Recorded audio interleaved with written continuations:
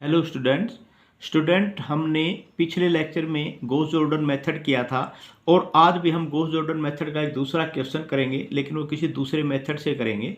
अब यहाँ पर जो गॉस जॉर्डन मेथड का एक क्वेश्चन लिया हमने एक्सरसाइज से, वो क्वेश्चन आपका क्या है, 2x1 प्लस में 1/2x2 प्लस में 1/3x3 is equal to 10, 1/2x1 plus 1/3x2 plus में 1/4x3 is equal to 0, 1/3x1 plus में 1/4x2 प्लस में 1/5x3 इज इक्वल टू 0। इनको हमने नाम दे लिया equation number 1, equation number 2, equation number 3।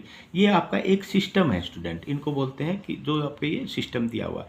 अब देखो, इसको सोल्व करने का एक तो तरीका ये है कि भाई सबसे पहले ही एलसीएम लेके इसको एक नॉर्मल लीनियर इक्वेशन बना लो।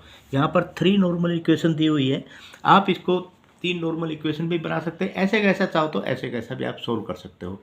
देखो, मैंने बताया था कि हर एक गॉस एलिमिनेशन मेथड हो, गॉस जॉर्डन मेथड हो, हर एक का सोल्व करने का अपना एक तरीका होता है और वही आपने फॉलो करना है, उसी मेथड से आपने सोल्व करना है। अगर एग्जाम में दिया हुआ गॉस जॉर्डन मेथड तो आपने गॉस जॉर्डन मेथड का ही यूज करना है। हालांकि थोड़ा थोड़ा चेंज है गॉस एलिमिनेशन में, गॉस जॉर्डन मेथड में भी बहुत कम ही चेंज है, लेकिन फिर भी आपने जो मेथड दे रखा है उसी मेथड का आपने यूज करना है और इससे उसी से सोल्व करना है। अब सबसे पहले हमने देखो, एलिमिनेट तो वही बात है, एक बार हम x1 एलिमिनेट करेंगे, एक बार x2 एलिमिनेट करेंगे, एक बार x3 एलिमिनेट करेंगे, तो ताकि इनमें से आपकी वैल्यू x1, x2 और x3 की वैल्यू हमने फाइंड आउट करनी है। अब सबसे पहले हम किन्हीं भी दो इक्वेशन को लेके और एक इक्वेशन की हेल्प से उसमें से x1 को एलिमिनेट करेंगे। अब जैसे हमने ले लिया यहाँ पर eliminate x1 from equation number 2 and 3 with the help of equation number 1। यहाँ पर चाहे लिख भी दो, with the help of equation number 1 या यूजिंग इक्वेशन नंबर 1, ये भी आप लिख सकते हैं। तो इसमें आप क्या ऑपरेट करेंगे, अब इसमें से एलिमिनेट करना है और इसमें से एलिमिनेट करना है, तो सबसे पहले यही आएगी operate equation number 2, operate equation number 2 minus, यहाँ देखो क्या करते हैं, कोफिशिएंट ऑफ इस इक्वेशन का जो जिसमें से एलिमिनेट करना, कोफिशिएंट ये इक्वेशन का क्या है 1/2 कि क्योंकि x1 को कर रहे हैं, coefficient of x1 1/2 divide by जिसको हम क्या हेल्प से कर रहे हैं, इससे कोफिशिएंट ऑफ x1 2 है इसका, तो ये डिवाइड बाय 2 हो जाएगा इनटू इक्वेशन नंबर 1। इसी प्रकार अब हम कर रहे हैं इक्वेशन नंबर 3 में से, equation number 3 minus coefficient of x1, क्या है कोफिशिएंट ऑफ x1 1/3 और divide by coefficient of x1 in 1 divide by 2, तो ये आ गया। अब इसको जैसे ही सोल्व करोगे तो यहाँ पर आ जाएगा ऑपरेट इक्वेशन नंबर 2 माइनस 1/4 और यहाँ पर क्या आ जाएगा 1/6, ये आ गया। तो यहाँ पर अब हमने कार्रवाई जो हमने काम करना है वो सिर्फ एंड सिर्फ हमने क्या करना है स्टूडेंट, इक्वेशन नंबर 3 में करना है, इक्वेशन नंबर 2 में करना है, लेकिन इक्वेशन नंबर 1 तो ऐसे कैसी रह जाएगी, उसको हम दोबारा लिख के उसका नाम ले देते हैं equation number 4।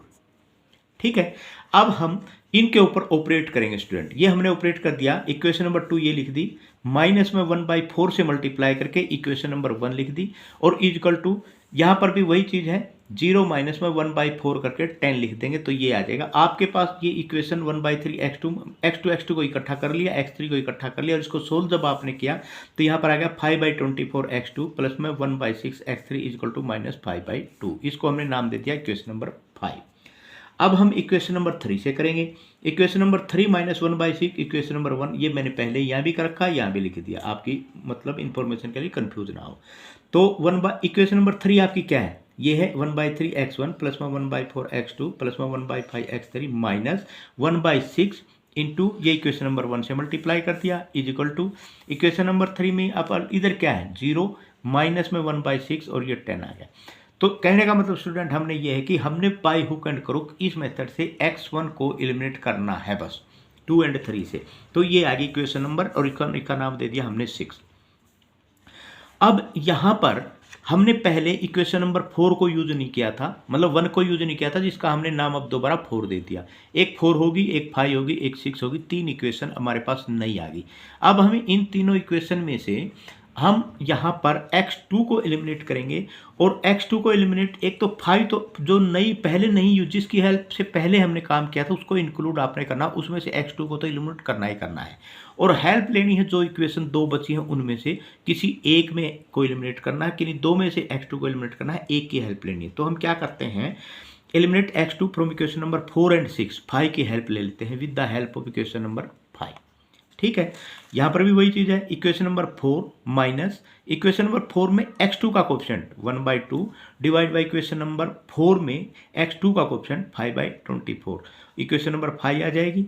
And equation number 6 minus में इक्वेशन नंबर 6 का कोफिशिएंट x2 का 1/6, किसकी हेल्प ले रहे हैं, 5 की हेल्प ले रहे हैं, तो इक्वेशन नंबर 5 में कोफिशिएंट ऑफ x2 5/24, इसकी हेल्प से जब आप इसको करोगे स्टूडेंट, यहाँ पर ये भी वही चीज़ है।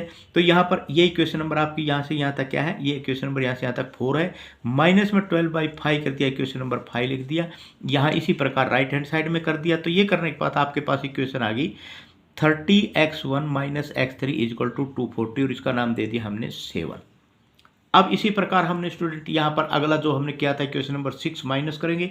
ये इक्वेशन नंबर 6 आपकी क्या थी, 1/6x2 प्लस में 13/90x3 माइनस में 4/5 इक्वेशन नंबर 5 से मल्टीप्लाई करेंगे।